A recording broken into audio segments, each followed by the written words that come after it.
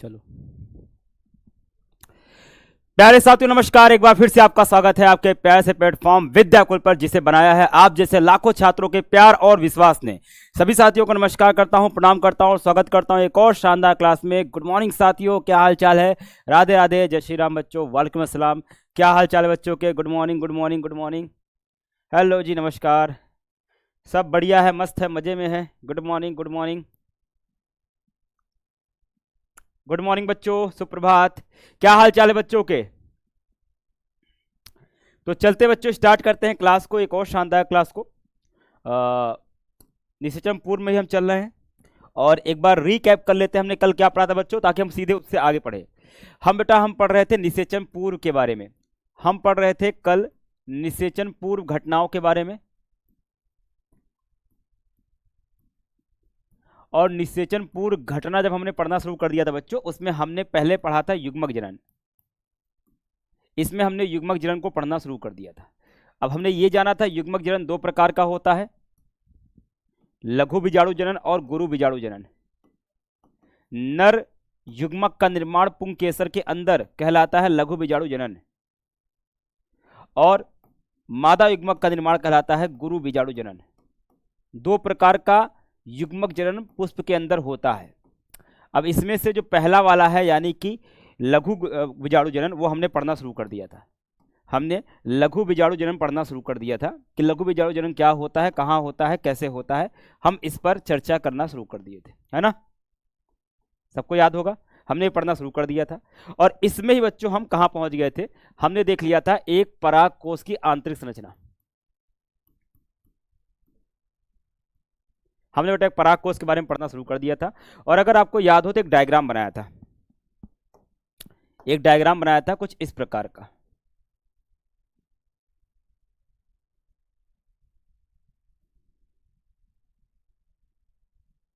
एक इस तरह का डायग्राम बनाया था, जिसमें मैंने आपको बताया था कि यहाँ चारों कोनों पर होती हैं क्या? लघु बीजाणु धानियां, लघु बीजाणु धानी।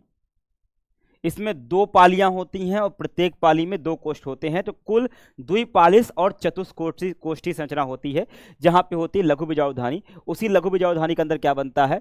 नर युग्मक का निर्माण होता है, विशेष उत्तक होते हैं। याद आया बच्चों? इतना हमने पढ़ लिया था। गुड मॉर्निंग बच्चों, गुड मॉर्निंग, गुड मॉर्निंग। इतना पढ़ लिया था, यस। चलो, तो इसके आगे आज चलते हैं। पर उससे पहले अगर आपने अभी तक असेसमेंट टेस्ट नहीं दिया बच्चों, तो इसको देना आपके लिए बहुत जरूरी है, 100 मूल्यांकन के लिए। जिसने नहीं दिया बेटा अभी जाकर के दे देगा, ठीक है? अब आओ, आते हैं निषेचन पूर्व घटना में। बच्चों हम पढ़ रहे थे लघु बीजाणु धानी के बारे में, है ना? बाकी कल हमने देख लिया था। तो हम पढ़ रहे थे बेटा लघु बीजाणु धानी के बारे में, यानी कि माइक्रोस्पोरेंजिया के बारे में पढ़ रहे थे कि क्या होती है माइक्रोस्पोरेंजिया।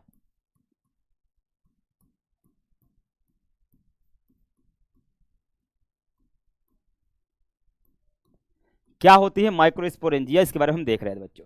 तो एक चीज होती है, इसको हम कहते हैं लघु बीजाणु धानी, यानी कि माइक्रोस्पोरेंजिया। एक मिनट बेटा, मैं इसको हटा रहा हूं, यहां लिखेंगे बीच में जा सही रहेगा। लघु बीजाणु धानी,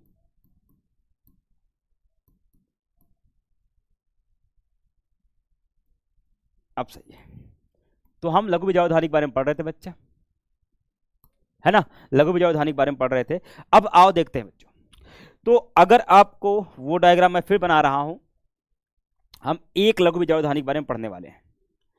कितनी होती हैं? कुल पराग कोश में कितनी लघु बीजाणु धानी होती है, जरा बताइए कमेंट करके। कुल कितनी होती हैं? कुल की संख्या कितनी है? 4 है, टोटल 4। हर एक कोष्ठ में एक है, तो कुल 4 यहां पे क्या है? लघु बीजाणु धानी आपको देखने को मिलती है।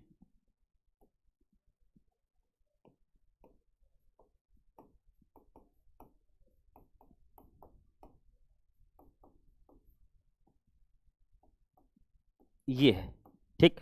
अब हम इसमें से क्या करेंगे? एक की संरचना देखने जा रहे हैं। कैसे देखेंगे पता है? मैंने इसका एक टुकड़ा लिया है, इसका एक टुकड़ा पकड़ा, एक टुकड़ा, बस एक टुकड़ा, ठीक है? और ये चीज चारों में होगी। अब मैं इसके एक टुकड़े को थोड़ा बड़ा करके आपके सामने दिखा रहा हूं, बात समझे? जूम कर रहा हूं। तो मैं इसके एक टुकड़े को यहां पे जूम करके दिखाना चाहता हूं कि एक लघु बीजाणु धानी की संरचना किस प्रकार की होती है। तो जरा देखिए, एक लघु बीजाणु धानी कुछ इस प्रकार की है। ये है बेटा, ये ऐसी एक क्या बेटा? लघु बीजाणु धानी। अब लघु बीजाणु धानी के अंदर क्या है? कुछ उत्तक भरे हुए बेटा। उत्तक जानते हैं ना, सारे बच्चे जानते हैं उत्तक किसे कहते हैं? कोशिकाओं के समूह को हम उत्तक कहते हैं। तो इसके अंदर क्या है बच्चों, बहुत सारी कोशिकाएं हैं और कोशिकाओं का समूह कहलाता है उत्तक। एक समान कोशिका जो संरचना में एक जैसी हैं, कार्य में एक जैसी हैं और उत्पत्ति में एक जैसी होती हैं, उन कोशिकाओं के समूह को हम क्या कहते हैं, उन्हें हम नाम देते हैं उत्तक। तो इसके अंदर क्या भरा हुआ है, उत्तक भरा हुआ है, यानी कि कोशिकाएं भरी हुई हैं। अब बहुत ध्यान सुनना, बहुत ध्यान सुनना, टिश्यू कहते हैं, उत्तक कहते हैं। ये जो लघु बीजाणुधानी है, इसके चारों तरफ 4 लेयर पाई जाती है, इसके चारों तरफ 4 स्तर पाए जाते हैं और उन्हीं स्तरों का नाम रखना है आपको पता और उसका काम पता करना है, ठीक है। मतलब इनके चारों तरफ कुछ लेयर पाई जाती है, प्रत्येक लघु बीजाणुधानी के चारों तरफ 4 लेयर पाई जाती है, 4 प्रकार की कोशिकाओं का स्तर पाया जाता है, उसी को हमको देखना है। तो आइए बच्चों, उन चारों स्तर को बनाते हैं और समझने का प्रयास करते हैं कौन क्या करता है। तो सबसे पहले एक बाहरी स्तर है, यहां पे ये है ऐसा, पहला स्तर। अंदर से देखें तो पहला स्तर जो एकदम लघु बीजाणुधानी के पास है, पहला स्तर। और पहला स्तर कैसा है, पहला स्तर है बहुकेंद्रकी, मतलब इसमें एक से ज्यादा केंद्रक हैं। इसमें क्या है बच्चों, एक से ज्यादा केंद्रक हैं। बहुकेंद्रकी मतलब इन कोशिकाओं में एक से ज्यादा केंद्रक होते हैं। ये केंद्रक दिखा रहा हूं बच्चों। सबसे पहले अंदर का स्तर है, उसके बाद 4 स्तर है बेटा, उसके बाद दूसरा स्तर, स्तर नंबर 2,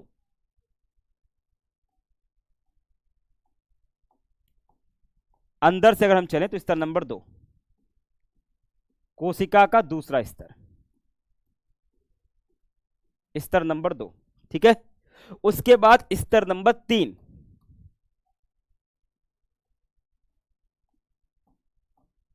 स्तर नंबर 3।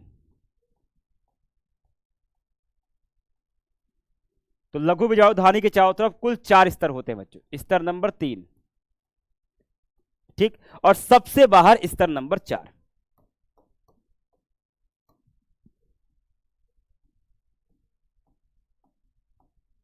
स्तर नंबर 4। तो कुल कितने स्तर हो गए बच्चों, 4 स्तर हो गए। कुल कितने स्तर हो गए बच्चों, 4 हो गए। कितने हो गए टोटल, 4 स्तर होते हैं। तो लघु बीजाणुधानी की तरफ कितने होते हैं बेटा, टोटल 4 स्तर होते हैं। अब चारों का नाम देखेंगे और फिर चारों का काम देखेंगे। चले बच्चा, तो हम इसकी गिनती बाहर से करते हैं, मतलब बाहर वाले को पहला बोलते हैं, उसके अंदर वाले को हम दूसरा कहते हैं, उसके अंदर वाले को तीसरा कहते हैं और सबसे अंदर वाले को बेटा हम क्या कहते हैं, चौथा करते हैं। बेटा क्या कहते हैं, चौथा कहते हैं। तो हम उसके बारे में देखते हैं, चौथा कहते हैं। अब आओ बच्चों देख लो, सबसे पहले बाहरी स्तर, सबसे पहले बाहरी स्तर, इसे हम क्या कहते हैं, इसे कहते हैं बाह्य त्वचा। इसे हम कहते हैं बेटा बाह्य त्वचा, सबसे बाहर वाला, इसे हम कहते हैं बाह्य त्वचा, इपीडर्मिस। सबसे बाहर वाला क्या कहलाता है, बाह्य त्वचा। सबसे बाहर वाला स्तर क्या कहलाता है, एपिडर्मिस कहलाता है। क्लियर, बनाना है बेटा, ये डायग्राम बनाना है, ये डायग्राम बनाना है बच्चा, अभी ना बनाना, आप आराम से बाद में बना लेना। पर जो सबसे बाहर वाला है उसे हम क्या कहते हैं, एपिडर्मिस कहते हैं, ठीक है। सबसे बाहर वाले को हम क्या कहते हैं, एपिडर्मिस कहते हैं, ठीक है। अब दूसरा, ये पीला वाला, इसे कहते हैं अंतस्थीसियम।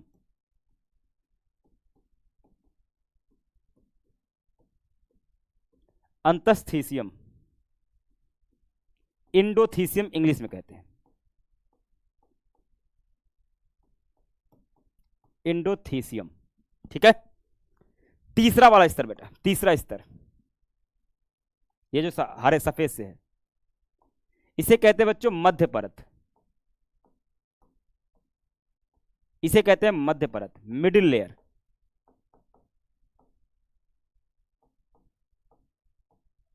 इसे मिडिल लेयर कहते हैं। और जो सबसे अंदर है, जिसमें बहुकोश की दिखाया बेटा, जो सबसे अंदर वाला बहुकोश की स्तर है, इसे हम कहते हैं टेपिटम, हिंदी इंग्लिश दोनों में, टेपिटम।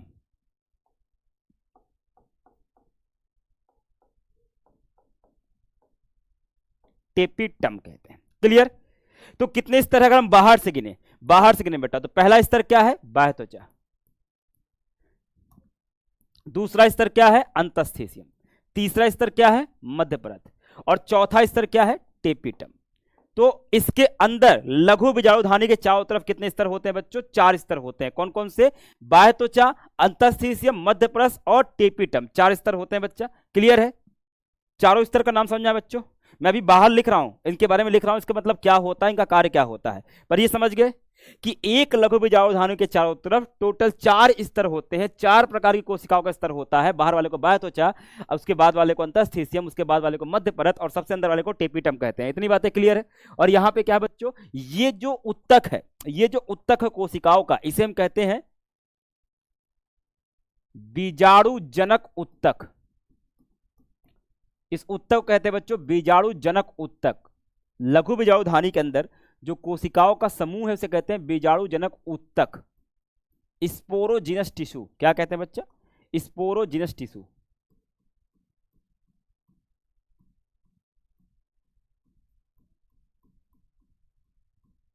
स्पोरोजिनस टिश्यू कहते हैं। बात को समझे।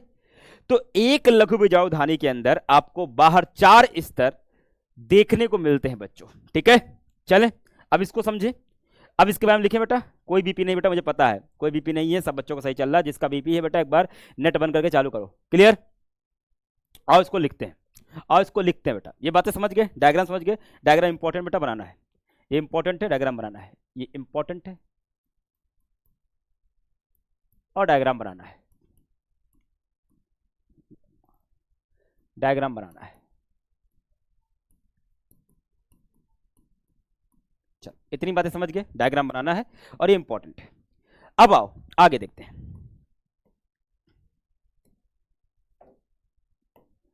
ध्यान सुनना, यहां लिख रहा हूं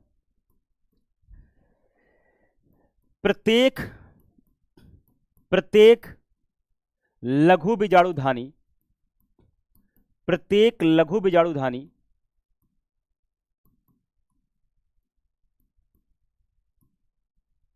के अंदर विशेष प्रकार की, विशेष प्रकार का उत्तक पाया जाता है। उत्तक पाया जाता है जिसे बीजाणुजनक उत्तक कहते हैं। क्या कहेंगे बच्चों, बीजाणुजनक उत्तक कहते हैं।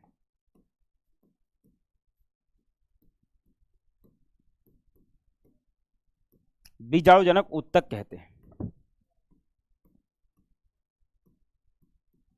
बीजाणुजनक उत्तक कहते हैं। बात समझ आई। तो प्रत्येक लघु बीजाणुधानी के अंदर विशेष प्रकार का उत्तक पाया जाता है। अभी इतना क्लियर है। अब दूसरी बात,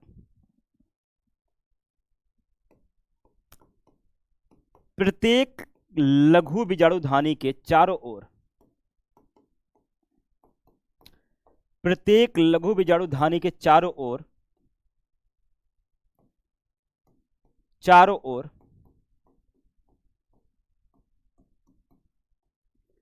4 प्रकार की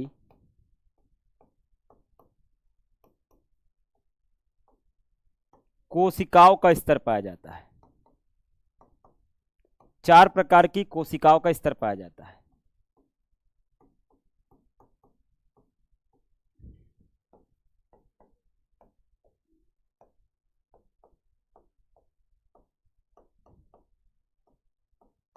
चार प्रकार की कोशिकाओं का स्तर पाया जाता है। ये बात समझे। 4 प्रकार की कोशिकाओं को स्तर पाया जाता है। सॉरी, अब वो कौन सी है आओ देखते हैं। ठीक, अब आए उन चारों स्तर को देखें, उन चारों स्तर को देखें बच्चा। आओ, पहला स्तर, स्तर नंबर 1 बाह्य त्वचा।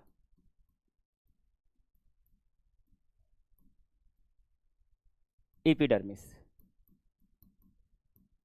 पहले वाले को क्या कहते हैं बेटा, एपिडर्मिस या बाह्य त्वचा कहते हैं। ठीक है, यह सबसे बाहरी है, यह सबसे बाहरी परत है, यह सबसे बाहरी परत है जिसका कार्य सुरक्षा देना है। यह सबसे बाहरी परत है जिसका कार्य सुरक्षा है। यह सुरक्षा देता है बेटा, जिसका कार्य सुरक्षा है, सुरक्षा प्रदान करना है।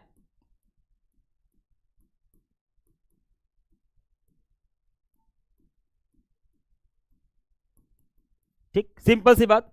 जो सबसे बाहर है वो क्या है, बाह्य त्वचा। उसका काम क्या होता है, सुरक्षा देना। उसका कार्य क्या होता है बेटा, अच्छा बेटा, क्या मोहम्मद आसिफ आलम के अलावा कोई और ऐसा बच्चा है जिसको बीपी हो रहा है, कि सब ठीक है? नहीं हो रहा है बेटा। मोहम्मद बेटा, आप एक बार चेक कर लो अपना नेट। आसिफ भाई, एक बार नेट चेक कर लो, हो सकता है आपके मोबाइल में प्रॉब्लम हो, क्योंकि बाकी बच्चे लिखते तो मानता कि सब कहते, है ना। और हमारा सिस्टम लगा रहता, मेरी क्लास देख रहा है, अगर कुछ होगा तो वो दौड़ के आ जाएगा खुद ही। ठीक है, इसलिए प्लीज एक बार आप चेक कर लो। दूसरा क्या है बच्चों, दूसरे को हम कहते हैं अंतस्थीसियम।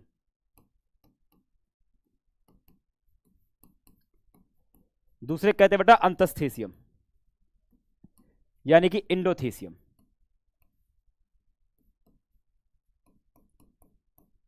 अंतस्थीसियम यानी कि इंडोथीसियम कहते हैं। दूसरे रकम क्या कहते हैं बेटा, अंतस्थीसियम या इंडोथीसियम कहते हैं। ये क्या करता है, ध्यान सुनना बेटा, जो लिख रहा हूं बहुत ध्यान सुनना। इसका कार्य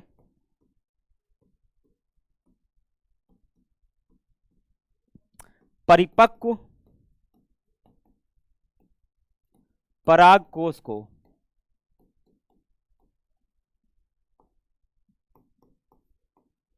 तोड़कर परागकण का प्रस्फुटन करना होता है। अभी आपको समझ नहीं आया होगा, सर ये क्या लिख दिया आपने, प्रस्फुटन करना होता है। अब अभी समझाऊंगा, चले समझाएं बेटा, ये क्या लिखा हुआ है समझाएं, ये बात क्या लिखी हुई है, अंतस्थीसियम का काम ये क्या है बताएं। चलें समझे बेटा, ये क्या लिखा हुआ है, या कहो तो पहले लिख दूं फिर समझाऊं, चारों का कार्य लिख दूं फिर लिख बताता हूं, ठीक है। पहले चारों का लिख देते हैं बेटा, फिर बताते हैं, ठीक है, बेटर रहेगा, एक साथ, बीच बीच में रुकना नहीं पड़ेगा, ठीक है। अब आओ, तीसरी परत का नाम क्या है बच्चा, तीसरा है जिसका नाम क्या है, तीसरे का नाम है मध्य परत, मिडिल लेयर।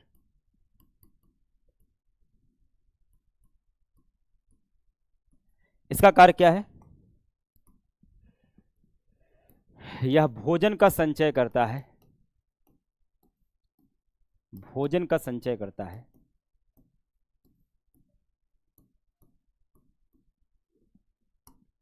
भोजन का संचय करता है, वह प्रस्फुटन में सहायता करता है, प्रस्फुटन में सहायता करता है।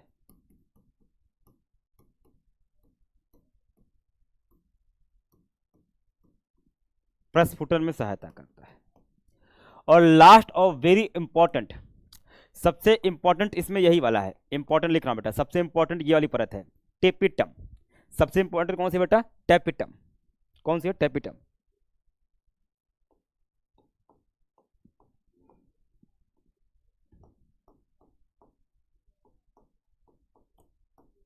टेपिटम, टेपिटम क्या होती है बच्चों, यह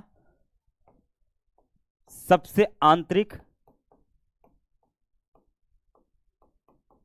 सबसे आंतरिक व बहुकेंद्रीय स्तर है बेटा, इसमें बहुकेंद्रक होते हैं, बहुकेंद्रकीय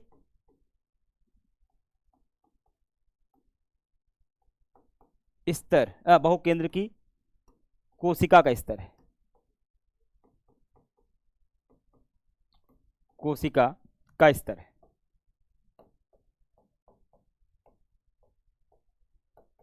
बहुकेंद्र की कोशिका का स्तर है। इसका कार्य क्या होता है बच्चों, बताता हूं।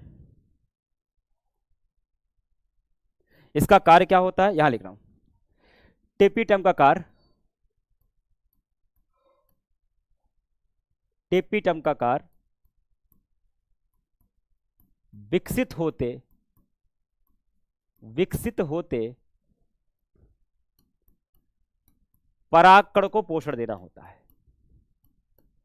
परागकण को पोषण देना है।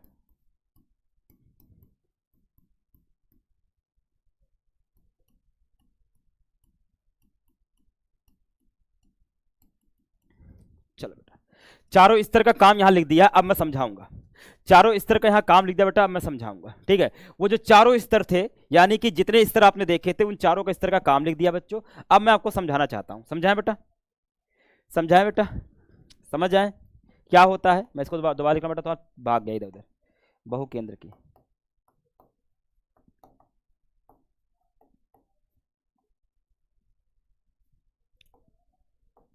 चलें बेटा, अब समझाएं,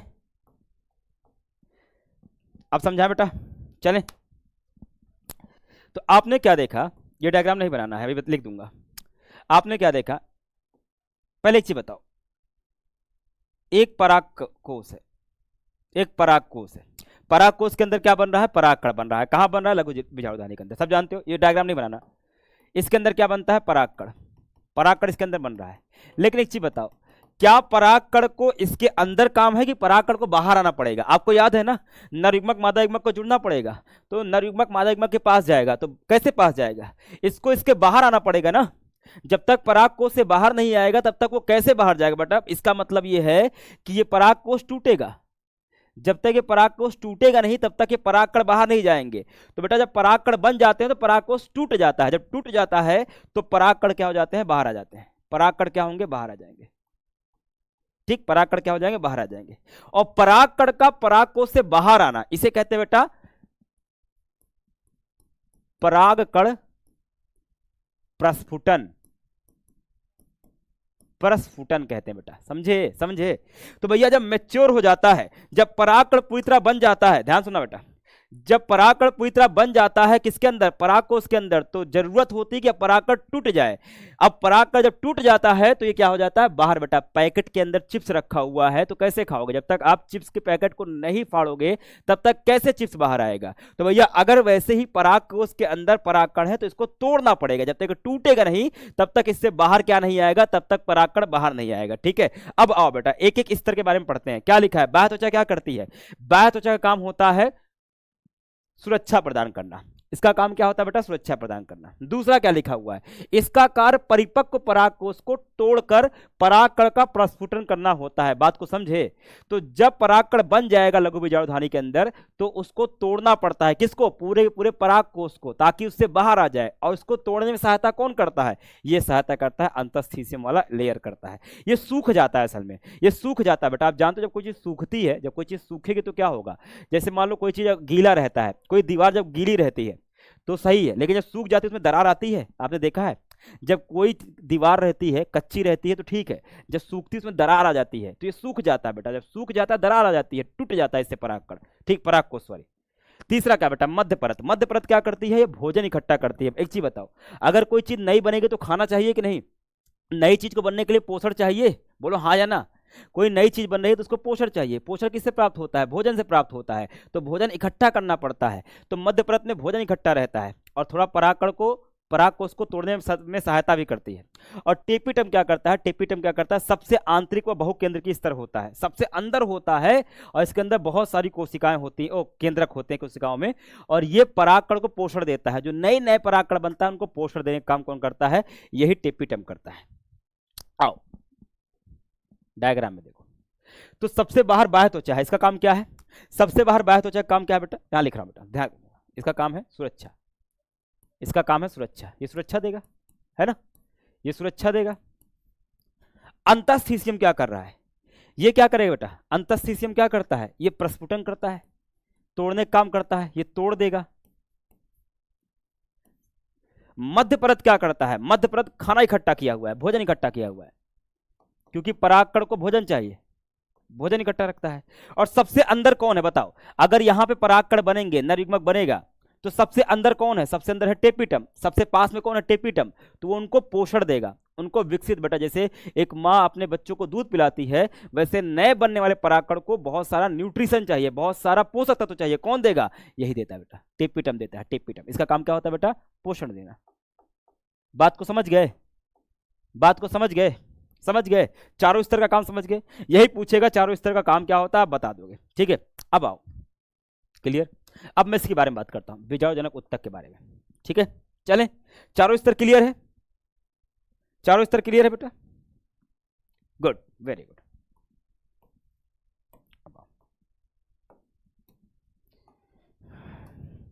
अब देखें बेटा कैसे लघु बीजाणु जनन होगा।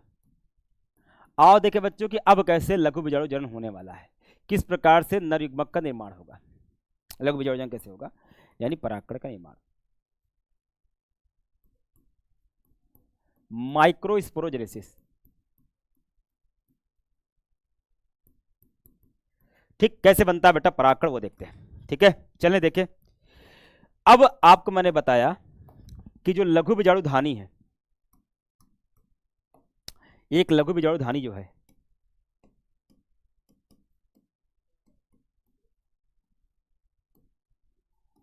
उसमें क्या होता है, विशेष उत्तक। उसमें क्या होता है बेटा, एक विशेष उत्तक। किसे क्या कहते हैं, ठीक, इसमें क्या होता है, इनमें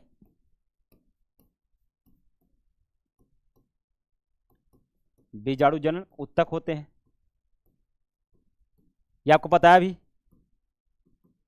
बीजाणु जनक उत्तक होते हैं।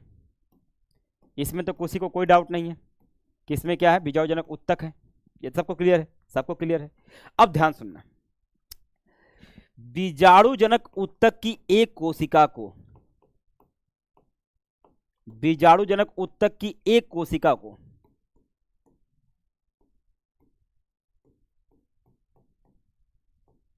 एक कोशिका को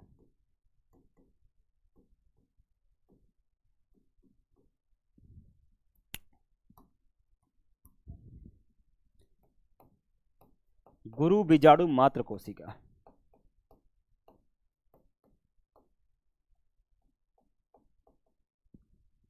अथवा पराग मात्र कोशिका कहते हैं।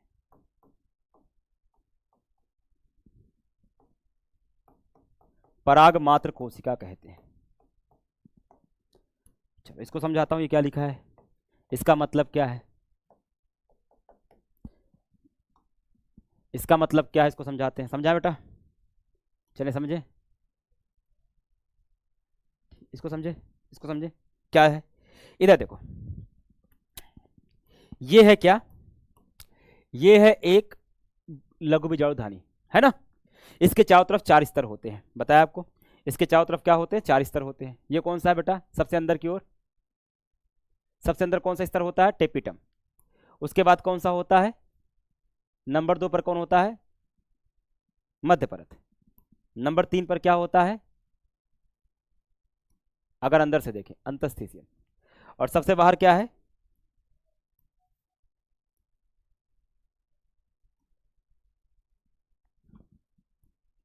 बाहर तो 4 स्तर हो गए, 4 स्तर हो गए बेटा। तो ये क्या है, ये चारों स्तर है। और यहां पे क्या है, ये है बीजाणु जनक उत्तक। ये क्या बच्चों, बीजाणु जनक उत्तक, है ना। उत्तक क्या होते हैं बच्चों, जरा कमेंट बताओ, उत्तक क्या होते हैं। उत्तक क्या होते हैं, उत्तक होते हैं कोशिकाओं का समूह। उत्तक क्या होते हैं, ठीक है, क्या लिख रहा है बेटा एक बच्चा, कोशिकाओं का समूह, कोशिकाओं का समूह, कोशिकाओं का समूह होता है, ठीक है, कोशिकाओं का समूह होता है। क्या रॉन्ग है बच्चा, क्या रॉन्ग है, ठीक है, कोशिकाओं का समूह होता है। तो इसमें एक कोशिका तो होगी ना, जैसे मान लेते हैं यहां पे ऐसे कोशिकाओं का समूह है, यहां बना लेते हैं, ये कोशिकाओं का समूह है। तो कोशिकाओं का समूह कोशिका से मिलकर बना है ना, तो एक कोशिका को बाहर निकालते हैं, एक कोशिका को बाहर निकालते हैं। इस कोशिकाओं के समूह से एक कोशिका को बाहर लेते हैं, इस कोशिकाओं के समूह से केवल एक कोशिका बाहर निकालते हैं, एक कोशिका।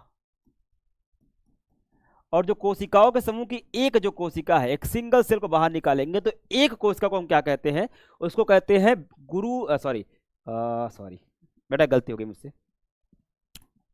लघु बीजाणु मात्र कोशिका होगा, गुरु नहीं, गुरु तभी पढ़ ही नहीं रहे, सॉरी बेटा, लघु बीजाणु मात्र कोशिका, उसे हम कहते हैं लघु बीजाणु मात्र कोशिका। क्या कहेंगे बेटा, उसका नाम है लघु बीजाणु मात्र कोशिका। लघु बीजाणु मात्र कोशिका क्या कहते हैं, लघु बीजाणु मात्र कोशिका, क्या कहते हैं, लघु बीजाणु मात्र कोशिका। अंग्रेजी में क्या कहते हैं बेटा, अंग्रेजी में कहते हैं microspore mother cell, microspore mother cell. Short में कहते हैं बेटा MMC। क्या कहते हैं बेटा, माइक्रोस्पोर मदर सेल, MMC। क्या कहते हैं बेटा, MMC, यानी कि माइक्रोस्पोर मदर सेल कहते हैं। अथवा इसका एक नाम और होता है, अथवा बेटा इसका एक नाम और होता है, अथवा इसको एक और नाम से जानते हैं, पराग मात्र कोशिका।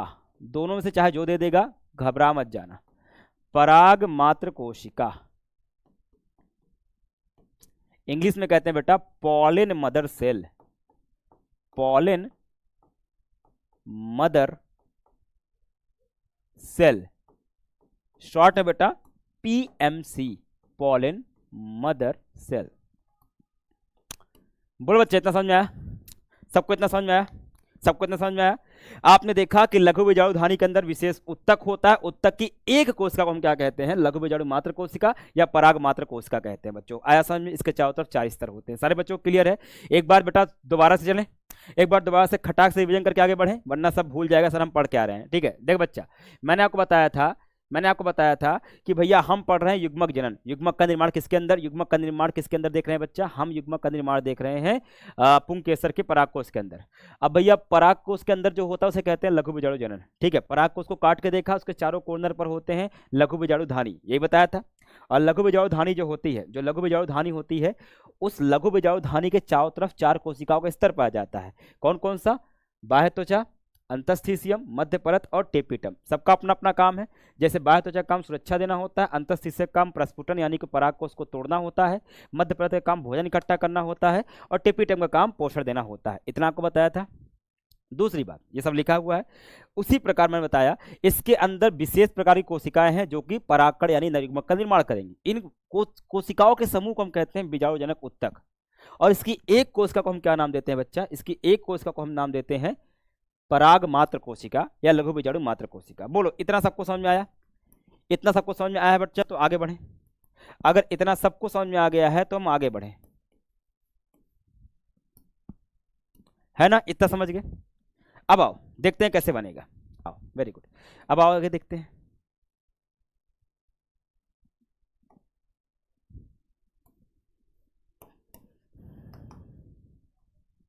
ध्यान से देखना। मैंने लिया बेटा एक पराग मात्र कोशिका।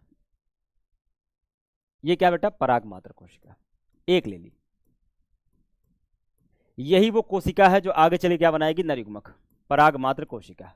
अब पराग मात्र कोशिका क्या है? शरीर का निर्माण कर रही कि ना? एक चीज बताओ, एक चीज बताओ, ध्यान से देखना और दिमाग लगाना, याद करना।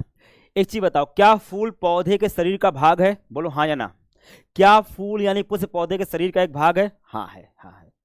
क्या फूल के अंदर मौजूद पुंकेसर पौधे का एक भाग है? हाँ है ना? हाँ है। क्या पुंकेसर के अंदर मौजूद परागकोश पौधे का एक भाग है? हाँ है। क्या परागकोश के अंदर मौजूद लघु बीजाणु धानी पौधे का भाग है? हाँ है। तो इसका मतलब याद करो, इसका मतलब यह है कि ये जो लघु बीजाणु धानी की कोशिका है ये पौधे के शरीर का एक भाग है। अब मुझे जरा याद करके बता दो कि शरीर का निर्माण करने वाली जो कोशिका होती है उसको क्या कहते हैं? शरीर का निर्माण करने वाली कोशिका को हम क्या कहते हैं बेटा? बताओ जरा जल्दी बताना, क्या कहते हैं? याद करो। कायिक कोशिका। वेरी गुड बेटा। क्या कहते हैं? सोमैटिक सेल, कायिक कोशिका। और कायिक कोशिका में गुणसूत्र कैसा रहता है बेटा? जोड़े में कि अलग अलग? जोड़े में कि बिना जोड़े में? द्विगुणित कि अगुणित? 2n की n? n। Very good. अब मैं आपसे खुद क्वेश्चन पूछता हूं कि पराग मात्र कोशिका कैसी है? अगुणित की द्विगुणित? बेटा 1 नंबर क्वेश्चन कम से कम 4 बार पूछा हुआ है। अगुणित की द्विगुणित? बेटा द्विगुणित है ना, क्योंकि ये युग्मक नहीं है, केवल युग्मक में अगुणित होता है। ये युग्मक नहीं बेटा, ये युग्मक बनाएगी, ये युग्मक नहीं है। और ये शरीर के भाग है, ये पौधे का भाग है। तो ये कैसा होता है बेटा? पराग मात्र कोशिका कैसी होगी? यह एक द्विगुणित कोशिका होगी। कैसी बेटा? द्विगुणित कोशिका। याद रखना, 1 नंबर क्वेश्चन भर भर के पूछता है। द्विगुणित है, द्विगुणित है बेटा। चलो इतना समझ गए। अब यही आगे चले क्या बनाएगी? यही आगे चले क्या बनाएगी? यही क्या करेगी? क्या करेगी? विभाजन करेगी, युग्मक जनन करेगी। यही क्या करेगी बेटा? यही कोशिका क्या करेगी? ये करेगी लघु बीजाणु जनन। अच्छा बताओ, युग्मक का निर्माण किस प्रकार के कोशिका विभाजन से होता है? युग्मक का निर्माण किस प्रकार की कोशिका विभाजन से होता है? बताओ किस प्रकार कोशिका विभाजन? अर्धसूत्री की समसूत्री? अर्धसूत्री की समसूत्री। सिंपल सी बात है कि यही लघु बीजाणु मात्र कोशिका क्या करेगी? अब ये मैं एक का एग्जांपल ले रहा हूं, उत्तक में बहुत सारी कोशिका है, सब करेंगी। तो यही कोशिका क्या करेगी? लघु बीजाणु जनन करेगी। अर्थात ये क्या करेगी बेटा? सिंपल सी बात, ये क्या करने वाली है? ये करेगी अर्धसूत्री विभाजन। और जरा मुझे बताओ, अर्धसूत्री विभाजन से कितनी कोशिका बनती है? अर्धसूत्री विभाजन से कितनी कोशिका बनती है? एक, दो, तीन, चार, पाँच, छः, सात, आठ, 10, कितनी बनती है? कितनी बनती है? अर्धसूत्री विभाजन से हमेशा कितनी बनती है? 4 गो। समसूत्री से कितनी बनती है? 2 गो। तो इसमें क्या बनेगा? अर्धसूत्री विभाजन से क्या बनेगा? इसमें अर्धसूत्री विभाजन होगा तो क्या बन जाएगा बेटा? बताओ क्या बन जाएगी? कितनी कोशिका बन जाएगी? 4 कोशिका बन जाएगी।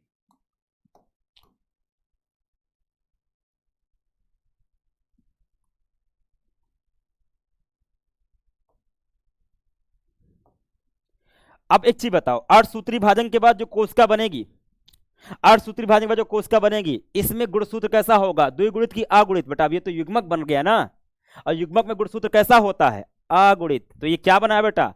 इसे हम क्या कहेंगे? अगुणित है बेटा। ये क्या है? अगुणित, अगुणित, अगुणित, अगुणित। और बच्चों इनको हम परागकण नहीं कहते, अभी परागकण नहीं बना बेटा, इससे बाद पराग बनेगा, अभी परागकण नहीं बना है, अभी परागकण बनेगा इसके बाद, अब आगे बनेगा। इसको चारों को हम क्या कहते हैं? इसे कहते हैं बेटा लघु बीजाणु। अभी पहले लघु बीजाणु बनेगा, फिर आगे चल करके यही परागकण बन जाएगा, माइक्रोस्पोर, क्योंकि छोटा है ना इसलिए। अब मेरी बात ध्यान सुनना। अब एक चीज बताओ, एक चीज बताओ, अगर 4 लड़के एक साथ खड़े हैं, आप क्या कहोगे? क्या कहोगे? कहोगे कहां जा रही है चौकड़ी? यही बोलते हैं ना, ऐसे बोल देते हैं ना, कहां जा रही है चौकड़ी, कहां बदमाशी करने वाली चौकड़ी, चौकड़ी एक वर्ड बोल देते हैं, मतलब 4 लोग साथ हैं, ऐसे कह देते हैं ना, ऐसे बोल लीजिए, ठीक है। या मान लो एक लड़का, 2 लड़का जा रहे हैं, ऐसे कहेंगे कहां जा रहा है जोड़ा, ये है कहां भागे जा रहे हो दोनों जोड़ा? जोड़ा बोलते हैं ना, 2 को जोड़ा बोलते हैं, 4 को चौकड़ी बोल देते हैं, है ना, यही बोलते हैं। तो चारों परागकण बेटा, चारों अर्धसूत्री विभाजन में जो कोशिका बन रही है लघु बीजाणु, वो अलग नहीं होती है, जुड़ी रहती है बेटा, आपस में जुड़ी रहती है। आपस में क्या रहती है? जुड़ी रहती है। ऐसे चारों लघु बीजाणु आपस में जुड़े रहते हैं। तो जो चारों लघु बीजाणु पहले पहले बनते हैं वो चारों जुड़े रहते हैं, अभी ये परिपक्व नहीं है, अभी परिपक्व नहीं है। इस चारों लघु बीजाणु जो चिपके हुए हैं, इस संरचना कहते हैं लघु बीजाणु। क्या कहते हैं बेटा? लघु बीजाणु चतुष्क। चतुष्क मतलब 4, लघु बीजाणु चतुष्क कहते हैं, लघु बीजाणु चतुष्क। Microspore tetrad, microspore tetrad. और इसकी एक कोशिका को क्या कहते हैं? लघु बीजाणु कहते हैं।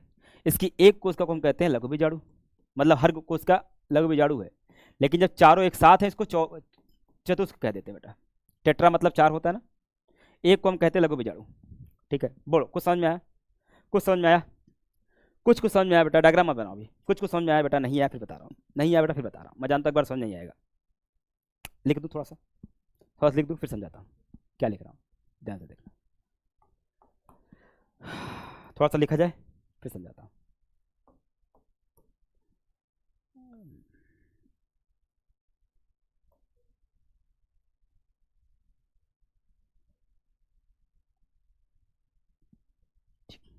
लिख रहा हूँ, क्या लिख रहा हूँ बेटा? ध्यान सुना। बीजाणु जनक, ऐसे लिखता हूँ, लघु बीजाणु, लघु बीजाणु धानी के, लघु बीजाणु धानी के की बीजाणु जनक उत्तक, बीजाणु जनक उत्तक। बेटा अभी रुक जाओ, मैं फिर समझाऊंगा बेटा, 10 बार समझाऊंगा, जब तक समझ तब तक आगे नहीं बढ़ूंगा। उत्तक की प्रत्येक कोशिका, प्रत्येक कोशिका, बेटा शॉर्ट में लिख दूं, शॉर्ट में लिख दूं बेटा, पीएमसी एमएमसी समझ जाओगे। पीएमसी, पीएमसी मतलब समझ गया बेटा, पराग मात्र कोशिका यानी पॉली मदर सेल, समझ जाओगे ना। पीएमसी एक द्विगुणित कोशिका है, एक द्विगुणित कोशिका होती है, कोशिका होती है। चलो ये समझे,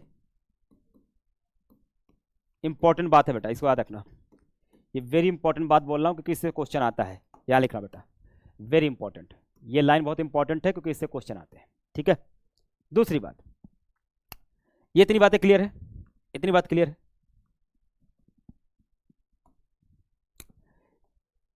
इन कोशिकाओं में इन कोशिकाओं में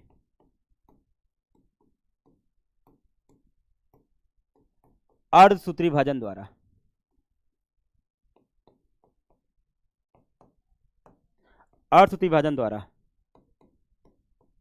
युग्मकों का निर्माण होता है। युग्मकों का निर्माण होता है। कैसे होता है अब देखते हैं।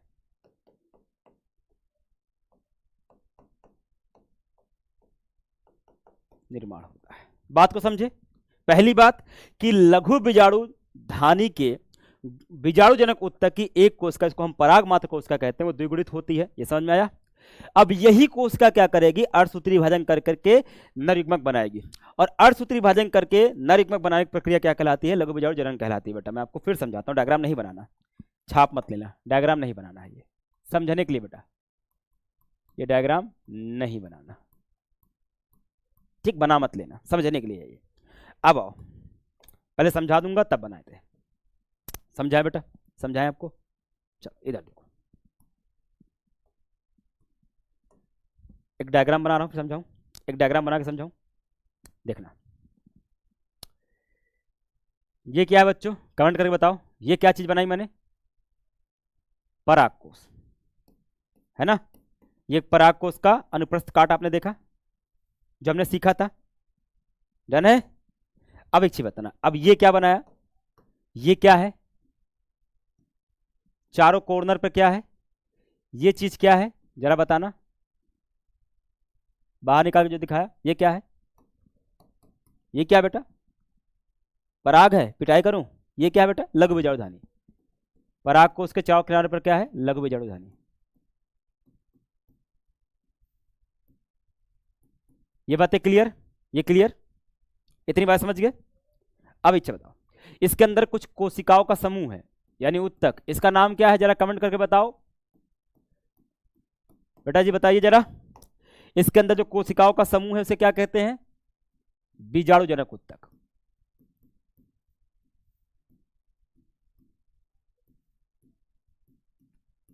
है ना, क्लियर, इतनी बातें क्लियर, एकदम इतनी बातें क्लियर है। अच्छा, बीजाणुजनक ऊतक जो है वो कोशिकाओं का समूह है, कोशिकाओं का समूह है, मैं बना रहा हूं बाहर। अब इसकी एक कोशिका को क्या कहते हैं बाबूआ, इसकी एक कोशिका को मैं बाहर निकाल के दिखाऊं तो क्या कहते हैं बताओ, इसकी एक कोशिका को हम क्या नाम देते हैं बताना, इसकी एक कोशिका को क्या कहते हैं कमेंट कर बताओ, पीएमसी या एमएमसी, यानी कि पॉलिन मदर सेल या लघु बीजाणु मात्र कोशिका, पराग मात्र कोशिका कहते हैं। बोल रहे भैया, इसमें किसी को दिक्कत, इतना समझ गए ना, या लघु बीजाणु मात्र कोशिका, दोनों एक ही चीज है।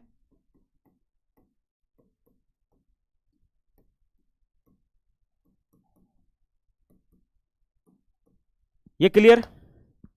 अब बताओ, ये कोशिका जो है पराग मात्र कोशिका, ये कैसी है, द्विगुणित की अगुणित, ये कैसी बच्चों, ये है द्विगुणित, इस बात को दिमाग में बैठा देना, द्विगुणित कोशिका है। और जिसको नहीं पता, एक बात अपने आसपास लिख ले, एक बात अपने कहीं पर कॉपी पर लिख ले कि ध्यान देना बेटा, ध्यान देना, जब भी कोई कोशिका अर्धसूत्री विभाजन करती है, ध्यान से रखना, कहीं लिखना चाहो तो लिखो, लिख लो बेटा, नोट करके लिखो, ये 11th की चीज है। अगर कोई कोशिका अर्धसूत्री विभाजन करती है और अर्धसूत्री विभाजन के बाद जो नई कोशिका बनेगी वो हमेशा अगुणित होगी, उसमें गुणसूत्र जोड़े में नहीं होंगे। अब ध्यान सुनना, यही एक बात दिमाग में बैठा लो बेटा, यहां इसको समझा लो, नोट करके लिख दे रहा हूं, ये चीज बच्चों वाली है पर लिख दे रहा हूं क्योंकि तुम लोग भी बच्चे ही हो। नोट, कहीं भी अर्धसूत्री विभाजन होगा, अर्धसूत्री विभाजन होगा के बाद 4, कितनी बेटा, 4 आगुणित कोशिका बनती है। कहीं भी होगा बेटा, किसी भी जीव में 4 आगुणित कोशिका बनती है, 4 बनेगी संख्या में और आगुणित होगी,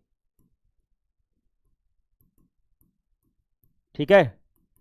तो जब अर्धसूत्री विभाजन कभी क्लियर खत्म होता है तो उसमें ये होता है, ये बातें कहीं लिख लो।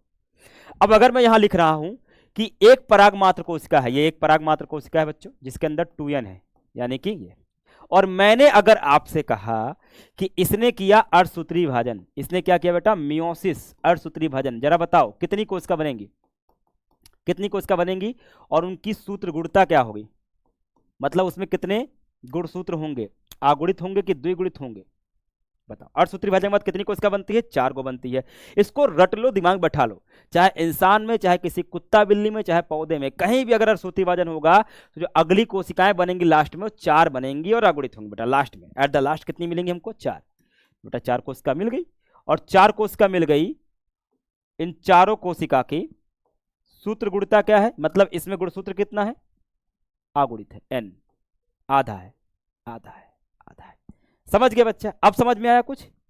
अब ये चारों कोशिकाएं आपस में अलग नहीं हो पाई हैं, अभी जुड़ी हुई हैं, अभी जुड़ी हुई हैं, है ना, अभी जुड़ी सी हैं। तो जब जुड़ी बेटा, जैसे केला जो होता है कच्चा होता है तो जुड़ा रहता है सब ऊपर ऊपर में, पक जाता है तो अलग होना शुरू हो जाता है। तो बेटा अभी ये कच्चा है, मतलब परिपक्व नहीं हुआ है, तो ये आपस में ऐसे जुड़े होते हैं। और जो जुड़ा हुआ 4 कोशिकाओं का समूह होता है इसे हम क्या कहते हैं? लघु बीजाणु चतुष्क कह देते हैं। तो ये युग्मक बन तो गए हैं पर ही मैच्योर नहीं हुए हैं, 4 में चिपके हुए हैं। लघु बीजाणु चतुष्क, एक को कहेंगे लघु बीजाणु और चारों को मिला कहेंगे चतुष्क। बोलो क्या दिक्कत है? नहीं समझ में आया? अभी भी नहीं समझ में आया? यही प्रक्रिया जो आपने देखा, ये जो प्रक्रिया आपने टोटल देखी, ये प्रक्रिया क्या है? यही है लघु बीजाणु जनन बेटा, यही है नरयुग्मक का निर्माण। That's it. ये जो प्रक्रिया आपने देखी यही क्या है? लघु बीजाणु जनन। और कुछ होना जी, यही है लघु बीजाणु जनन, नथिंग एल्स। यही है बेटा, यही है नरयुग्मक का निर्माण, यही है बेटा नरयुग्मक का निर्माण पौधे में। बोलो अभी भी नहीं समझ में आया? नहीं समझ में आया? आ गया? इतना समझ में आ गया? परागकण नहीं बना है पर इतना समझ गए, इतना समझ गए बबुआ? आ गया समझ में? आ गया समझ बेटा? तो सिंपल सी बात है कि भैया एक पराग कोष के अंदर 4 लघु बीजाणुधानी होती है, और एक लघु बीजाणुधानी के अंदर अगर मैं लूंगा तो उसके अंदर विशेष कोशिकाएं होती हैं जो युग्मक बनाएंगी। उन विशेष कोशिकाओं के समूह को हम बीजाणुजनक उत्तक कहते हैं। इस बीजाणुजनक उत्तक की एक कोशिका को हम कहते हैं पराग मात्र कोशिका या लघु बीजाणु मात्र कोशिका। ये पराग मात्र कोशिका द्विगुणित होती है, मतलब इसके अंदर गुणसूत्र जोड़े में होते हैं। ये करती हैं अर्धसूत्री भाजन। और जब अर्धसूत्री भाजन बेटा कहीं भी युग्मक बनाना होगा, नर युग्मक, मादा युग्मक, पौधे में, इंसान में, किसी जानवर में, तो अर्धसूत्री भाजन करना पड़ेगा। तो भैया ये पराग मात्र कोशिका करती हैं अर्धसूत्री भाजन, जिससे 4 कोशिका बनती हैं और वो अगुणित होती है, मतलब गुणसूत्र आधा होता है, बिना जोड़े का होता है। और ये चारों कोशिकाएं आपस में चिपकी हुई होती हैं, इसलिए इसको कहते हैं लघु बीजाणु चतुष्क कहते हैं। परागकण नहीं बना बेटा, परागकण बनेगा इसके बाद। बोलो ये बातें समझ में नहीं आई? डायग्राम समझ में आ गया? इसको बनाना है, ये डायग्राम बनाना है, ये वाला बनाना है।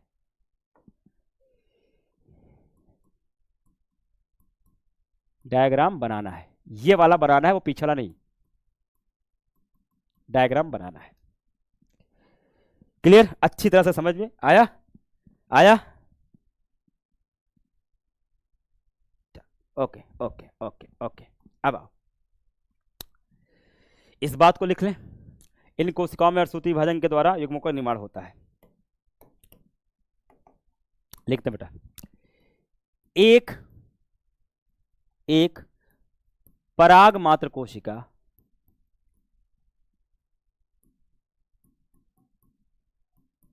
एक पराग मात्र कोशिका अर्धसूत्री विभाजन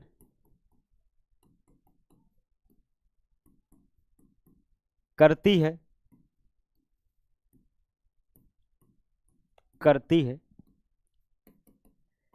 जिससे कुल 4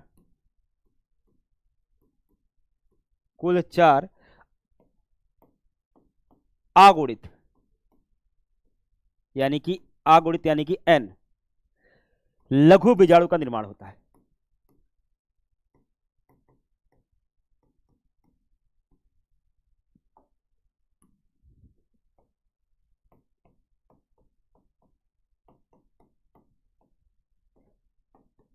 लघु बीजाणु का निर्माण होता है, ठीक, कुल 4 लघु बीजाणु का निर्माण होता है। इसके बाद अगला पॉइंट इधर, ये चारों लघु बीजाणु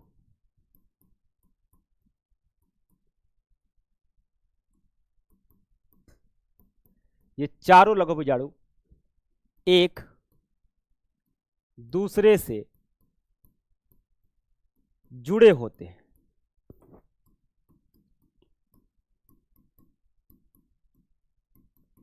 जिसे या इस संरचना को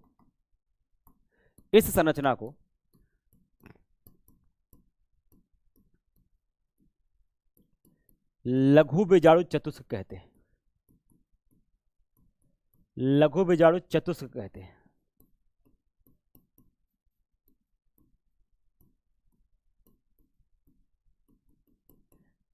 बोलो, नहीं समझ में आया?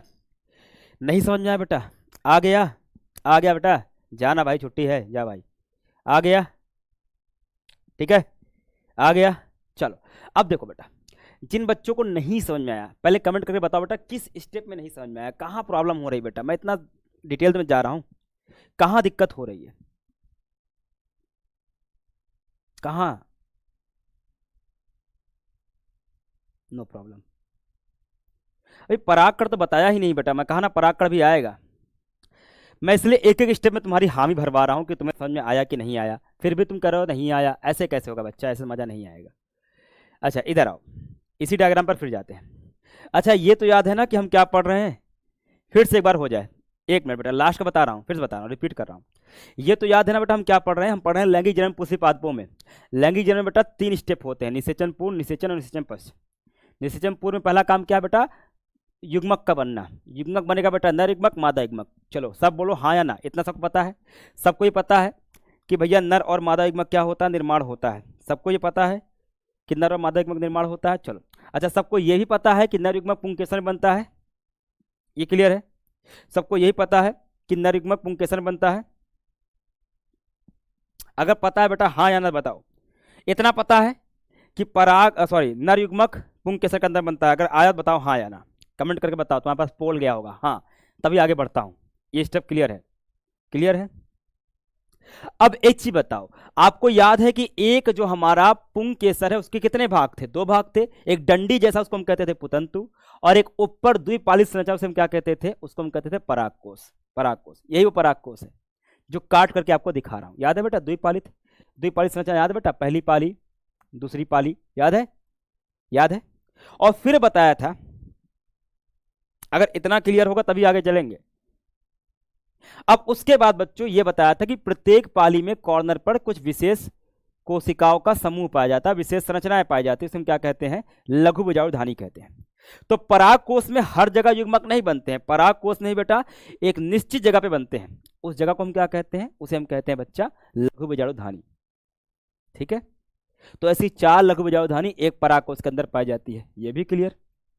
अब इस लघु बीजाणु धानी के अंदर एक विशेष कोशिकाओं का समूह है, वही कोशिका युग्मक बनाएगी। उस विशेष कोशिकाओं के समूह को, उस उत्तक को हम क्या कहते हैं बच्चों, बीजाणु जनक उत्तक कहते हैं। कोशिकाओं का समूह है तो उत्तक कहेंगे। जैसे भीड़ है तो उसको हम कहेंगे बहुत सारे लोग, और भीड़ में से रामू को उठा लिया तो कहेंगे ये है रामू। तो रामू को अगर भीड़ में डाल देंगे तो भीड़ का हिस्सा है, लेकिन रामू को बाहर कर दोगे तो रामू है। तो वो सारे उत्तक कहलाते हैं बीजाणु जनक उत्तक।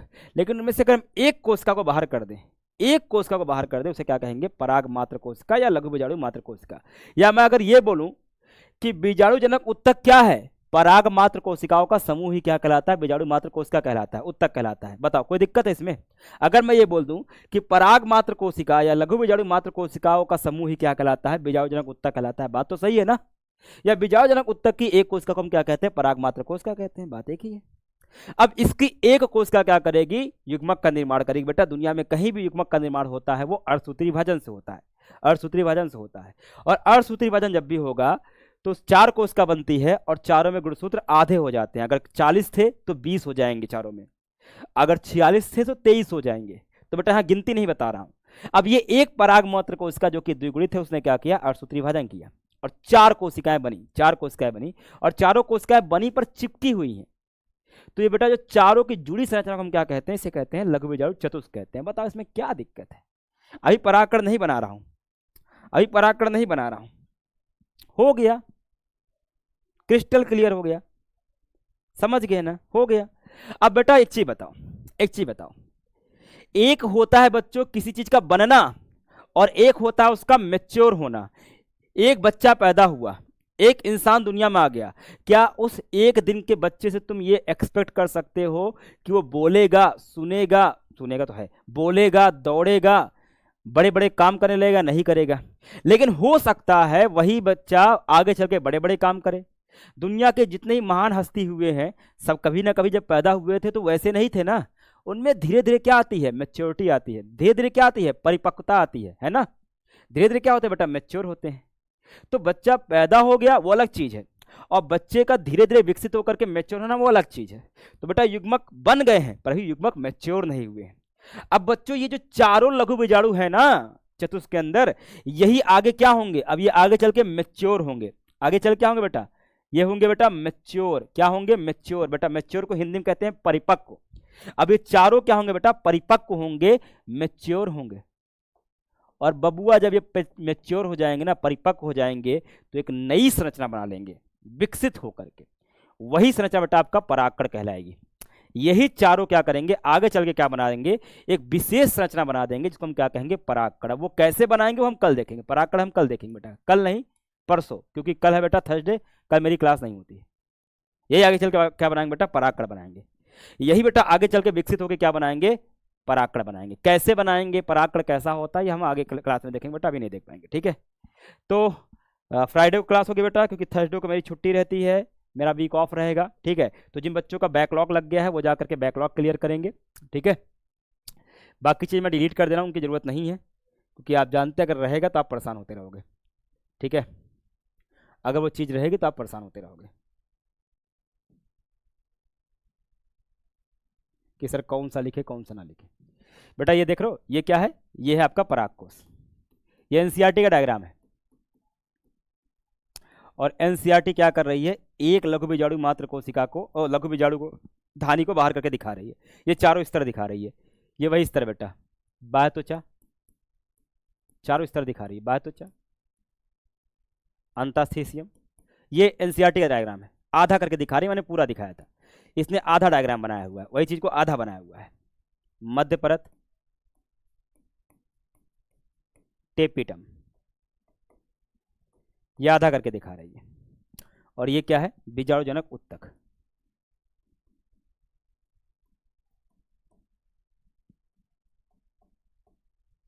बीजाणुजनक उत्तक वही चीज बेटा। ठीक है, चलो बाकी आज की क्वेश्चन ले लो। लघु बीजाणुधानी की संरचना में कितने स्तर पाए जाते हैं आप बताओगे। टेपिटम स्तर का मुख्य कार्य क्या होता है। स्पोरोपोलिन बेटा ये अभी नहीं पढ़ा है बेटा, इसकी कोशिश करना बेटा, इसका ट्राई करना, ये भी मैं करवाया नहीं पर कोशिश करना। ठीक है, ये परागकण पाया जाता है, परागकण नहीं पढ़ा। लघु बीजाणु चतुष्क क्या होता है बेटा, अभी जो चतुष्क बताया था वो क्या होता है बताना है। 4 क्वेश्चन का आंसर दीजिएगा।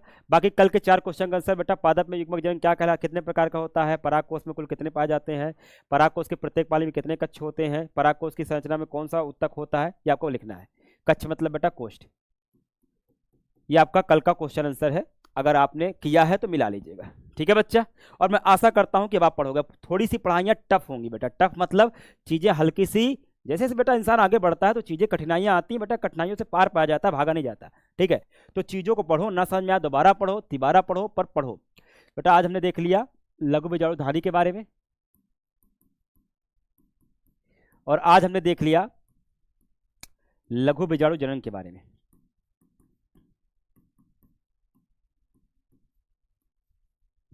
इतनी चीज बेटा हमने पढ़ लिया। ठीक है, अब बाकी अपना प्रैक्टिस करते रहना। इससे पूर्व घटना ही बची हुई उसको हम पढ़ेंगे। डेली क्वेश्चन प्रैक्टिस करते रहिए बेटा। ठीक है, पढ़ाई करिए बेटा, पढ़ाई करते रहिए। मिलते हैं बच्चा अगली क्लास में, ख्याल रखिएगा।